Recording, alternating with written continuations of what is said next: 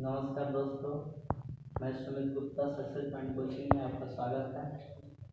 आज क्लास 10 का फिजिक्स का पहला चैप्टर प्रकाश का परावर्तन के बारे में हम जानेंगे। प्रकाश के परावर्तन में जो आज का टॉपिक है वह है प्रकाश। प्रकाश किसे कहते हैं? तो प्रकाश एक प्रकार की ऊर्जा है जो हमारे दृष्टि ज्ञान को जागृत करती है, अर्थात प्रकाश की सहायता से हमें दूसरी वस्तु दिखाई देती है।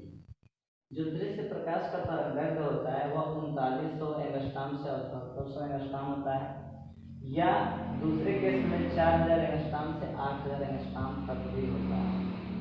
इसमें एंगस्ट्रॉम का जो मान होता है, एक एंगस्ट्रॉम का जो मान होता है वो 10⁻10 मीटर के बराबर होता है। अतः हम इसी रेंज की प्रकाश को देख सकते हैं। जैसे प्रिज्म की सहायता से हम सातों रंगों का अध्ययन करते हैं, बैंगनी या पीला ला, और उसमें 7 रंगे हमारी आंख स्पष्ट रूप से देख सकती है। तो यह जो देखने का रेंज होता है वो दृश्य प्रकाश में ही होता है। नेक्स्ट जो टॉपिक है वो प्रदीप्त वस्तु है। प्रदीप्त वस्तुएं किसे कहते हैं? प्रदीप्त, दीप्त का मतलब जलते हुए, प्रमाण खुद से, यानी ऐसी वस्तुएं जो स्वतः प्रकाश का उत्सर्जन करते हैं, खुद से वो प्रकाश देती हैं, उन वस्तुओं को हम प्रदीप्त वस्तुएं कहते हैं, ल्यूमिनस बोलते हैं। प्रदीप्त वस्तुओं के अंतर्गत कौन कर आएगा? तो जो विद्युत बल्ब है, जैसे में हो जाएगा विद्युत बल्ब, सूर्य हो जाएगा,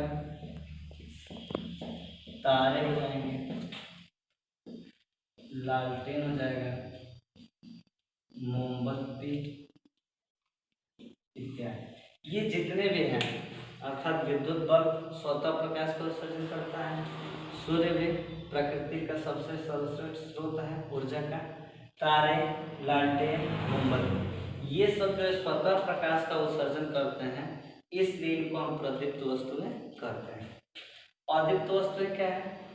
तो ये ऐसी वस्तुएं होती हैं जो स्वतः प्रकाश का उत्सर्जन नहीं करती, बल्कि प्रदीप्त वस्तुओं के आपतित होने पर दिखाई देती हैं, ऐसी वस्तु को अदीप्त वस्तु कहते हैं।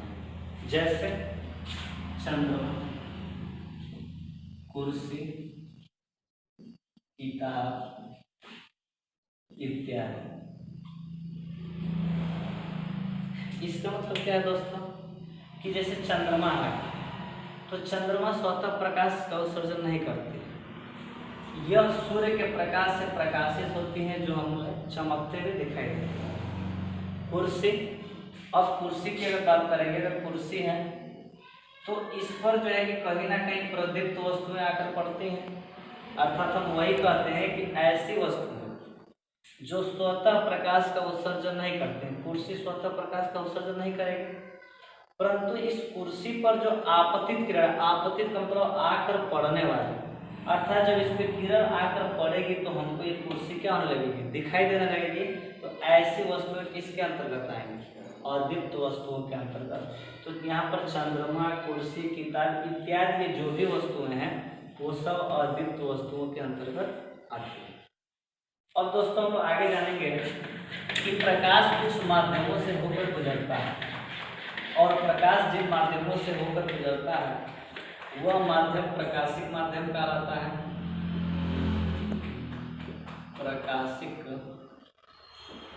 माध्यम,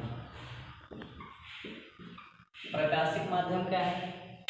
तो यह ऐसा माध्यम है जिनमें से होकर प्रकाश की किरण एक बिंदु से दूसरे बिंदु तक गुजरती हैं। इन माध्यमों को हम प्रकाशिक माध्यम कहते हैं। और इस प्रकाशिक माध्यम में जो सूर्य की किरण होती है, अर्थात जो किरणें होती हैं, वह 3 तरीके से गुजरती हैं, जिसमें पहला है पारदर्शक माध्यम, पारदर्शक माध्यम, दूसरा है अपारदर्शक माध्यम, और तीसरा है दोस्तों पारभाषक माध्यम। भाषक माध्यम, तो प्रकाशिक माध्यम जिनमें से होकर प्रकाश आसानी से गमन कर सके, और जो प्रकाश है वो इस 3 माध्यमों में आसानी से गमन कर सकती है, जिसमें पहला है पारदर्शक माध्यम। पारदर्शक माध्यम क्या है? तो ये ऐसा माध्यम है जिसमें से होकर प्रकाश की किरण आर पार निकल जाती है या आसानी से गमन कर सकती हैं। ऐसे माध्यम को क्या कहते हैं? पारदर्शक। पार का मतलब होता है आर पार, दर्शक माने दिखाई देना, अर्थात इसकी सहायता से जो है कि हम किसी वस्तु को देख सकते हैं, अर्थात प्रकाश की किरण इस माध्यम से होकर आर पार गमन कर सकती है, जा सकती है। जैसे स्वच्छ कांच, स्वच्छ कांच, स्वच्छ जल, सफेद कागज, सफेद कागज, ये इत्यादि जो भी है, इससे प्रकाश की किरण आसानी से आर पार गमन कर सकती है। और पारदर्शक माध्यम क्या है? तो ऐसा माध्यम जिनमें से होकर प्रकाश की किरण गमन नहीं कर सकते, अर्थात आर पार नहीं निकल सकती है, ऐसे माध्यम को क्या कहते हैं? अपारदर्शक माध्यम। जैसे लकड़ी है, दीवार है, इत्यादि जो माध्यम है, इनमें से प्रकाश आर पार नहीं जा सकती है, तो इनको अपारदर्शक माध्यम कहते हैं। पारदर्शक माध्यम क्या है? ऐसा माध्यम जिनमें से होकर प्रकाश आंशिक रूप से गमन कर सकता है, थोड़ा बहुत प्रकाश दिखाई दे सकता है, ऐसे माध्यम को पारभाषक माध्यम कहते हैं। जैसे गंदला जल, गंदा जल थोड़ा थोड़ा तो थोड़ा थोड़ा वस्तु हमें दिखाई देगी। घिसा हुआ कांच, घिसा हुआ कांच, अगर कांच है, चश्मा वगैरह स्क्रैच हो गया तो धुंधला दिखाई देगा। तेल लगा हुआ कागज, तेल लगा हुआ कागज इत्यादि, अर्थात अगर किसी सफेद कागज पर तेल गिर जाए तो वहां पर जो वस्तु या धुंधला दिखाई देती है, तो ऐसे माध्यम को हम क्या कहते हैं? पारभाषक माध्यम। तो दोस्तों, जैसा कि आज क्लास 10th का पहला क्लास रहा, और अगर आपको क्लास अच्छा लगा तो सब्सक्राइब और लाइक जरूर करिए। फिर आपको मैं इसी क्रम में जो है कि अगले वीडियो में मिलूंगा।